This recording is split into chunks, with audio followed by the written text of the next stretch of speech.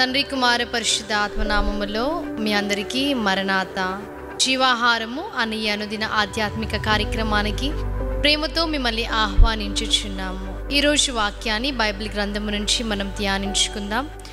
అపోస్తలుడైన పౌలు గలతీయులకు రాసిన పత్రిక 1వ అధ్యాయము 10వ వచనం. ఇప్పుడు నేను మనుషుల దయను సంపాదించుకొన జూచుచున్నానా, దేవుని దయను సంపాదించుకొన జూచుచున్నానా? నేను మనుషులను సంతోషపెట్టగోరుచున్నానా? నేను ఇప్పటికి మనుషులను సంతోషపెట్టు వాడనైతే క్రీస్తు దాసుడను కాకయే పోవుదును. ఈ మాటలు అపోస్తలుడైన పౌలు అనడము మనము చూస్తున్నాం. అనేక సార్లు మన జీవితంలో కూడా మనుష్యులను సంతోషపెట్టే వారముగా మనముంటాం. యాకోబు పత్రికలో మనము చూచినప్పుడు ఈ లోకముతో స్నేహము దేవునికి వైరము అని వాక్యం సెలవిస్తుంది. దేవునికి ఇష్టం లేని పనులు చాలా బైబిల్ గ్రంథంలో మనము చూస్తాం. అయినప్పటికీ మనుషులకి అది ఇష్టము కాబట్టి, వారిని సంతోషపెట్టాలి కాబట్టి, వారి దగ్గర నుంచి ప్రేమను పొందుకోవాలని, దయను పొందుకోవాలని దేవునికి నచ్చని పనులు అనేకము చేస్తూ వస్తూ ఉంటాం. కానీ ఇక్కడ మనము చూచినప్పుడు పౌలు భక్తుడు ఇలాగ అనుచున్నారు, ఒకవేళ నేను మనుషులను సంతోషపెడితే దేవుని దాసుడని ఎప్పటికీ కూడా నేను కాలేను.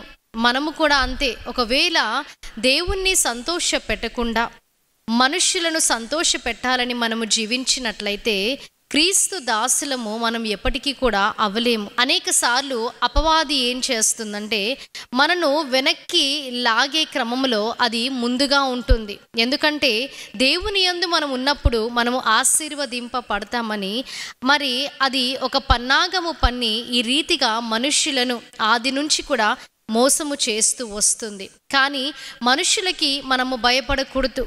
ఒకవేళ మంచి నిమిత్తము వారు మనతో ఉన్నప్పటికీ లేనప్పటికీ దేవుని వైపుకి మనము చూచి దేవుణ్ణి మనము వెంబడించాలి. దేవుణ్ణి వెంబడించినప్పుడు ఆయన మన పక్షమున ఉండి ఆయన మనకు న్యాయము చేసే దేవుడిగా ఉన్నాడు. యోహాను సువార్తలు మనము చూచినప్పుడు దేవుడు ఇలాగ అనుచున్నారు, మిమ్మల్ని హింసించినట్లు నన్ను కూడా హింసించి ఉన్నారు, మిమ్మల్ని బాధ పెట్టినట్లు నన్ను కూడా బాధ పెట్టి ఉన్నారు. కాబట్టి మీరు వారికి జడియకుడి. నన్ను బాధ పెట్టకుండా మిమ్మల్ని బాధ పెట్టినట్లయితే అది వేరు, కానీ వారు నన్ను కూడా బాధ పెట్టి ఉన్నారు.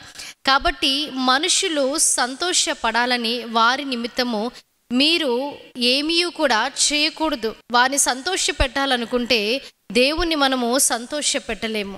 ఎందుకనగా ఇక్కడ వాక్యం సెలవిస్తుంది, పౌలు భక్తుడు అంటున్నారు, ఒకవేళ నేను మనుష్యులని సంతోష పెట్టిన ఎడల ఆ దేవాతి దేవునికి ఎప్పుడుని కూడా నేను దాసుని కాను. కాబట్టి మన జీవిత ప్రయాణంలో కూడా మరి మనము చేసేది వారికి నచ్చినప్పటికీ లేనప్పటికీ మనము దేవుని వైపు మాత్రమే చూడాలి. దేవునికి ఏది ఇష్టమో అది మాత్రమే చేయాలి. మన శరీరము దేవుని ఆలయమని వాక్యం సెలవిస్తుంది. కాబట్టి అంతే పరిశుద్ధత కలిగి మనము జీవించాలి.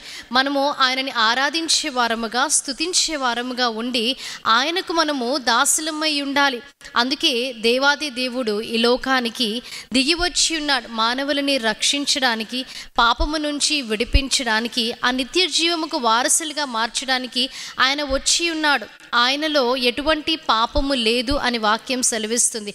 కాబట్టి ఆయన పిల్లలమైన మనలో కూడా ఎటువంటి పాపాన్ని ఆయన చూడాలనుకోవట్లేదు. అందుకే పాపులని పరిశుద్ధులుగా మార్చి ఆ పరలోక రాజ్యానికి, ఆ నిత్య జీవానికి వారసులుగా మార్చాలని ఆయన ఈ లోకానికి వచ్చాడు. కాబట్టి ఈ లోకంలో మనం ఉన్నంత కాలం కూడా మనుషుల కోరికల చొప్పున లేదా వారి ఇష్టానుసారముగా మనము జీవించకుండా, వారిని సంతోషపెట్టే వారముగా ఉండకుండా దేవాతి దేవుడిని సంతోషపెట్టే వారముగా ఆయన మనని చూచినప్పుడు బలానమ్మకమైన మంచి దాసుడా, బలానమ్మకమైన మంచి దాసురాల అనులాగున ఈ లోకంలో మనము జీవించవలసిన వారమై ఉన్నాము. ఇటు వాక్య వర్తమానాన్ని దేవుడు మీ వినికిడిలో, హృదయంలో భద్రపరిచి దీవించి ఆశీర్వదించునుగాక. ఆమేన్. ప్రార్థన చేసుకుందాం. మహాగణుడా, మహోన్నతుడా, పరిశుద్ధుడా, నమ్మదగిన మా యేసు క్రీస్తు ప్రభువా, మీకు స్తుతులు, స్తోత్రాలు. దేవా, వాక్యం ద్వారా మీరు మాతో మాట్లాడి ఉన్నారు. అవును తండ్రి, దేవా, మరి జీవిత కాలం అంతయు కూడా అనేకులు మనుష్యులను సంతోష పెట్టవలనని దేవా వారికి తగ్గట్టుగా జీవించి దేవా మిమ్మల్ని మరి విడిచి ఆ మార్గంలో వారు నడిచి ఉన్నారు. కానీ తండ్రి, ఉదయకాల సమయమున వాక్యం ద్వారా మీరు మాతో మాట్లాడి ఉన్నారు. దేవా, విన్న వాక్యాన్ని ప్రతి ఒక్కరి హృదయంలో మీరు భద్రపరచండి. యేసుక్రీస్తు నామములో అడిగి వేడుకుంటున్నాం ప్రియ పరలోకపు తండ్రి, ఆమేన్. అందరికీ మరణాత. దేవుడు మిమ్మల్ని అందరినీ దీవించి ఆశీర్వదించును గాక. ఆమేన్.